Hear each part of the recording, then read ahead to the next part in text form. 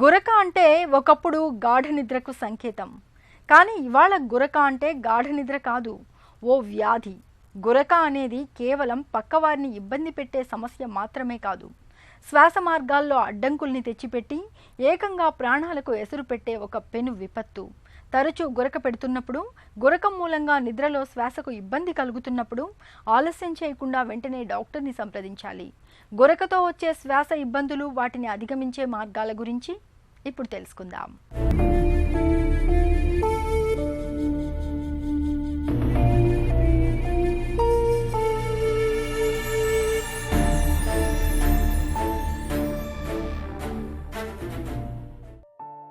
సాధారణంగా మనం నిద్రించే సమయంలో ముక్కుతో గాలి తీసుకుంటాం. ఇలా ముక్కుతో గాలి పీల్చడంలో ఇబ్బంది ఎదురైతే తెలియకుండానే నోటి ద్వారా శ్వాస తీసుకుంటాం. ఇలాంటి సందర్భంలో శ్వాస కోసం సంకోచ వ్యాకోచాలకు గురై నాలుక, అంగిటను నియంత్రించే కండరాల నియంత్రణ విఫలమైనప్పుడు వచ్చే శబ్దాన్నే మనం గురక అంటాం. నిద్రమాత్రలు అలవాటున్నవాళ్లు, సిగరెట్, బీడీ లాంటివి ఎక్కువగా తాగేవారు, మద్యం అలవాటు ఎక్కువగా ఉన్నవారు ప్రధానంగా ఈ గురక బారిన పడుతుంటారు. అంతేకాదు, ముక్కు రంధ్రాలు సరిగ్గా పనిచేయకపోయినా, ముక్కు దిబ్బడితో బాధపడుతున్నా, టాన్సిల్స్లో వాపు ఉన్నా కూడా గురక వస్తుంది. వయసు మీద పడటం, మితిమీరి రాత్రి భోజనం చేయడం కూడా ఈ గురకకు కారణాలుగా కనిపిస్తుంటాయి. కారణాలేవైనా ఈ గురక ఎక్కువైతే అది అనేక అనారోగ్య సమస్యలను కూడా పెంచుతుందని చెబుతున్నారు డాక్టర్లు. గురక వల్ల వచ్చే నష్టం ఏంటి అసలు అంటే, మామూలుగా గురక అనేది ప్రతి అందులో ఉంటుంది, కానీ అది రావడానికి కారణం ఏంటి అంటే, తెలుగులో చెప్పాలి అంటే మనకి గొంతు లోపల కొండ నాలుక అని ఉంటుంది. అది అందరికీ తెలిసిందే. అందరికీ యంగ్గా ఉన్నప్పుడు మన కండరాలు పటుత్వంగా ఉన్నప్పుడు అది పడిపోకుండా ఉంటుంది. కానీ ఒక్కసారి కొంచెం వయసు అయినా కూడా, లేక రకరకాల కారణాలు, ఒబేసిటీ అంటే బాగా లావు ఉండడం, అట్లనే స్త్రీలలో ముఖ్యంగా థైరాయిడ్ ప్రాబ్లం, హైపోథైరాయిడిజం, వీటన్నిటి వల్ల ఏమవుతుందంటే కండరాలు కొంచెం వీక్ అయిపోతాయి. అలా వీక్ అయినప్పుడు కొండ నాలుక వెనకాల పడడం వల్ల కానీ ఇదైనప్పుడు గురక, ఆ కొన్నాళ్ళకు ఊగే శబ్దమే మనకు వచ్చే గురక. సో గురక వల్ల ఇనీషియల్గా గురక స్టార్ట్ అయినప్పుడు ఎటువంటి ఇబ్బంది ఉండదు. రాను రాను గురక ఏం చేస్తుంది, మీకు గురక అంటే అర్థమవుతుంది కదా, ఒక ఏదైనా అడ్డుగా ఉన్నప్పుడు. అలాంటిది ఆక్సిజన్ మనం బతకాలి అంటే ఆక్సిజన్ లోపల తీసుకోవాలి, కార్బన్ డైఆక్సైడ్ బయటకు వదలాలి. ఈ గురక వల్ల వచ్చే నష్టం ఏంటి అంటే, అది గాలి వెళ్ళే దారికి అడ్డు తగులుతుంది అని అర్థం. అడ్డు ఎక్కువ కానంత వరకు అందరూ బాగుంటాము. అడ్డు ఏమైనా పెరుగుతుంది అంటే అప్పుడు అసలు సమస్యలు మొదలవుతాయి. ఆ వచ్చే సమస్య అబ్స్ట్రక్టివ్ స్లీప్ యాప్నియా. ఇదే సమస్యని లావుగా ఉండే వాళ్ళలో వస్తే ఓహెచ్ఎస్ అంటారు, ఒబేసిటీ హైపోవెంటిలేషన్ సిండ్రోమ్. ఈ రెండిటి వల్ల ప్రాబ్లం ఏంటి, ఒకటి గాలి లోపలికి వెళ్ళినా కూడాను సరిగ్గా ఇది అవ్వకపోవడం, కార్బన్ డైఆక్సైడ్ బయటకు రాకపోవడం. దీన్ని ఎలా గుర్తించవచ్చు, ముందుగా గురక బాగా పెరగడం. రెండవది, పేషెంట్ ఎవరైనా సరే రాత్రి నిద్ర సరిగ్గా ఉండదు. అంటే మన అందరం ఏం చేస్తాము, డాక్టర్లు అందరం చెప్పేది అందరికీ తెలిసింది, ఒక మనిషి సాధారణంగా 6 నుంచి 8 గంటలు పూర్తిగా పడుకోవాలి. పడుకోవడం అంటే ఒంటి మీద తెలివి లేకుండా చక్కగా నిద్రపోవాలి. ఈ గురక సమస్య, ఈ ఓఎస్ఏ కానీ ఓహెచ్ఎస్లో ఏమవుతుంది అంటే, ఆ రిఫ్రెషింగ్ స్లీప్ అనేది ఉండదు. అంటే నిద్రపోతారు కానీ పొద్దున్న లేచేసరికి అందరం మనం వింటాం, రాత్రి ఎలా పడుకున్నారు అంటే, అబ్బా నిద్ర సరిగ్గా పట్టలేదనో, ఏదో తేడాగా ఉందనో. ఇవన్నీ దానిలో లక్షణాలు అన్నమాట. సో ముందుగా చూసుకోవాల్సింది రాత్రంతా చక్కగా నిద్ర లేకపోవడం. రెండవది, పొద్దున్న లేవగానే చిరాకుగా ఉంటుంది. మనందరం పొద్దున్న లేవగానే మన ముఖం కన్నా మనకి ఇష్టమైన ముఖమో లేదంటే దేవుడి ముఖమో చూసుకుంటాం, కానీ ముఖ్యంగా అలా చూడడానికి కూడా చిరాకు లేకుండా ఉండడం. మార్నింగ్ హెడేక్స్, తలనొప్పి, లేవగానే తల బిర్రుగా ఉండడం, తల పట్టేసినట్టు ఉండడం, తలనొప్పి, ఇవన్నీ లక్షణాలు.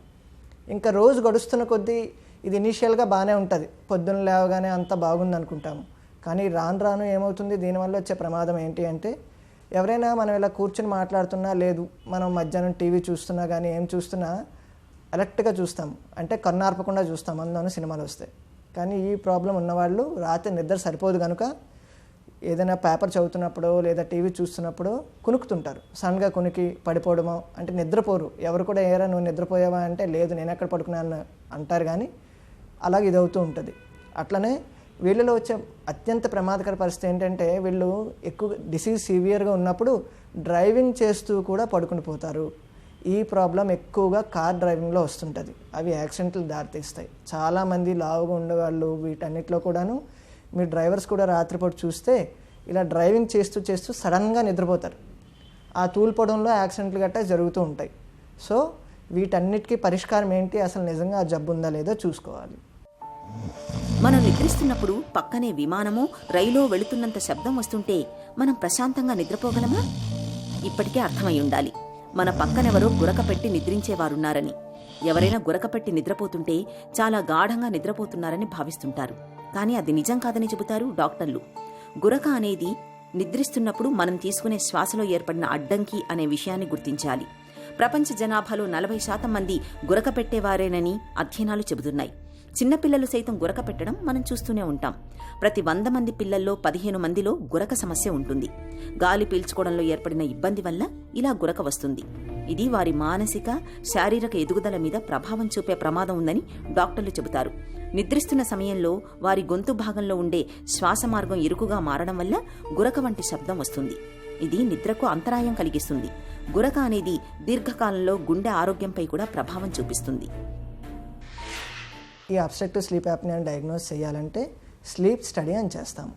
దానిలో మనము డాక్టర్ల పరంగా చూసుకుంటే అదేముండదు, ఏదో రక్తం తీయడం కానీ ఏమీ ఉండదు, మీరేం చేయక్కర్లేదు. దానిలో పడుకుంటే సరిపోతుంది. టెక్నీషియన్ వస్తారు, వైర్లు పెడతారు, అంటే ఊపిరి తీసుకునేది, ఆక్సిజన్ అన్ని రకాలు చూసుకొని దాన్ని బట్టి డయాగ్నోసిస్ చేస్తాము. దానిలో ఇండెక్సెస్ ఉంటాయి, దాన్ని చూసుకొని తీవ్రత ఎంత అని. ఇంకా ట్రీట్మెంట్ మెడికల్, నాన్ మెడికల్ అంటే మనం మందులతో ఏం అవసరం లేదు. మినిమం డిసీజ్ ఉన్నవాళ్ళు, ముఖ్యంగా దీన్ని ముందే చెప్పాను నేను, లావుగా ఉన్న వాళ్ళకి ఈ ప్రాబ్లం చాలా ఎక్కువ. సో గురక ప్రాబ్లము అలాగే ఓఎస్ఏ ప్రాబ్లం ఉన్న వాళ్ళకి ముందుగా గుర్తుంచుకోవాల్సింది లావు తగ్గడం అంటే 10 కిలోమీటర్లు రన్నింగ్ అవేం అక్కర్లేదండి.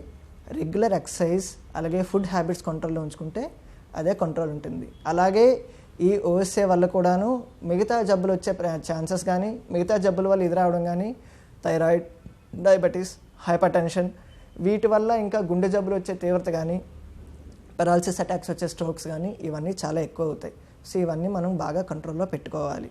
అట్లే ఇంకా మెడికల్ మేనేజ్మెంట్కి వచ్చేసి ఓఎస్ఏ తీవ్రంగా ఉంది, ఆక్సిజన్ తగ్గట్లేదు, కానీ కార్బన్ డైఆక్సైడ్ పెరగట్లేదు, కానీ ఆక్సిజన్ కొంచెం తగ్గుతుంది అనుకుంటే CPAP therapy, continuous positive airway pressure అనే చిన్న మెషిన్ ఉంటుంది, స్టెబిలైజర్ లాగా. దానికి మాస్క్ ఉంటుంది, ఆ మాస్కుల్లో కూడా ముక్కుకి పెట్టుకునేది, మొక్క అంతా పెట్టుకునేది ఉంటాయి, అవి పెట్టాల్సి ఉంటుంది.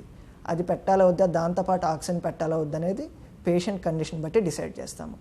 అలాగనే CO2, ఆ కార్బన్ డైఆక్సైడ్ ఉంటుంది అనుకుంటే దానిలో సెట్టింగ్స్ మార్పు చేయాల్సి ఉంటుంది. ఇవి కాకుండా వేరేవి కూడా ఉన్నాయి. సర్జరీస్ అంటే కొంతమందికి దవడ ఎముక ముందుకు రావడం, వెనక్కు ఉండడం, నాలుక పెద్దగా ఉండడం, ఇవన్నీ ప్రాబ్లమ్స్ ఉంటాయి. ఒకవేళ అదే విషయం ఉంటే ENT సర్జన్స్తో సర్జరీ చేయించుకొని ఆ ప్రాబ్లం నుంచి ఉపశమనం పొందొచ్చు. ఇవన్నీ చేసినా కూడా ఇంకా కొన్ని ట్రీట్మెంట్స్ ఉన్నాయండి, మొడాఫినల్ టాబ్లెట్, ఇవన్నీ ఉన్నాయి. కానీ ఏదైనా సరే ప్రయత్నం లేకుండా ఏది కాదు. ఓన్లీ మెడికల్ మేనేజ్మెంట్ అనేది 100% క్యూర్ కాదు. మనం ఈ లావుతనం, మిగతా డిసీజ్ అన్ని కంట్రోల్లో పెట్టుకుని వాటితో పాటు ఇది చేసుకుంటే సుఖంగా ఉండొచ్చు. కాంప్లికేషన్స్ గురించి శ్రద్ధ తీసుకోవాలి. గురక పెట్టడం అనేది గాఢ నిద్రకు సంకేతం కాదు. గురక అనేది ఒక అనారోగ్య సమస్య.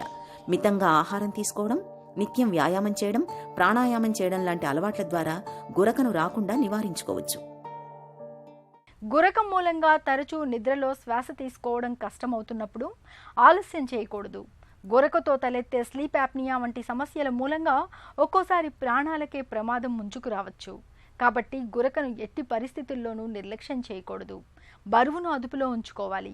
జీవనశైలి మార్పులు చేసుకోవాలి. అవసరమైతే గురకకు సర్జరీ చేయించుకోవడం మేలు.